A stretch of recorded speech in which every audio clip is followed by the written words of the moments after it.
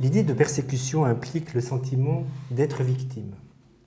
Et selon le degré d'adhésion et de systématisation, la théorie du complot peut se manifester. Le complot réel se définit par un projet secret de prise de pouvoir dans la confrontation d'un groupe avec un autre.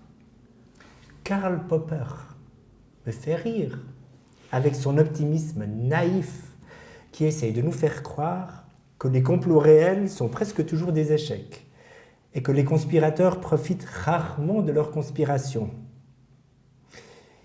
Il pense qu'il va nous faire croire que c'est le bien qui gagne le plus souvent.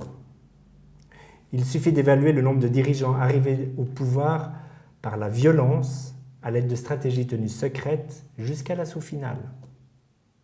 Le complot abouti ne se présente jamais comme tel, car c'est la version du vainqueur qui finit par s'imposer.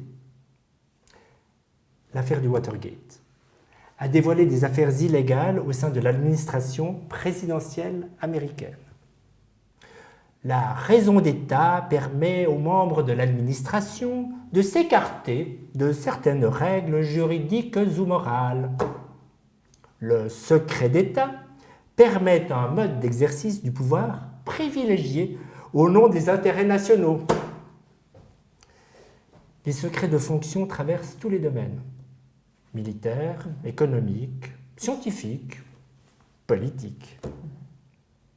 Et les secrets font fantasmer.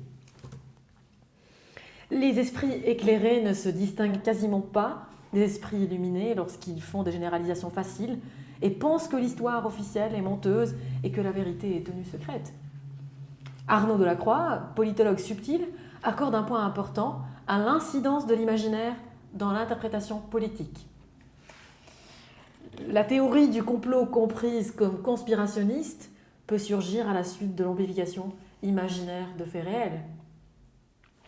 Durant la guerre froide, les espions existaient et cherchaient à s'infiltrer dans le camp ennemi.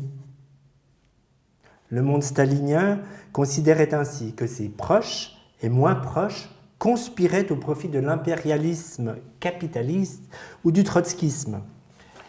Et de la même manière, le macartisme soupçonnait Hollywood et l'armée américaine d'être infiltrés par des communistes. Le pas suivant dans l'échelle de l'imaginaire consiste à abolir le hasard, la contingence et l'erreur, et à considérer tous les événements autour de nous comme voulus, issus d'un projet conscient, motivé par des intérêts souterrains, et supposer que certaines personnes sont capables de maîtriser les conséquences de leurs actes. Le secret et le projet invisible sont le terrain fertile de construction imaginaire. Nous ne développerons pas les différents domaines de persécution réels, à savoir les domaines religieux, sexuels, ethniques, moraux, sociaux.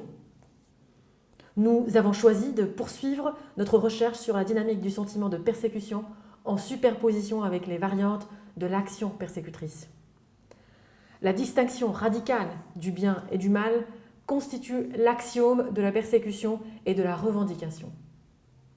L'incertitude quant à l'origine du mal demande une explication qui se systématise grâce à l'efficacité de la justification.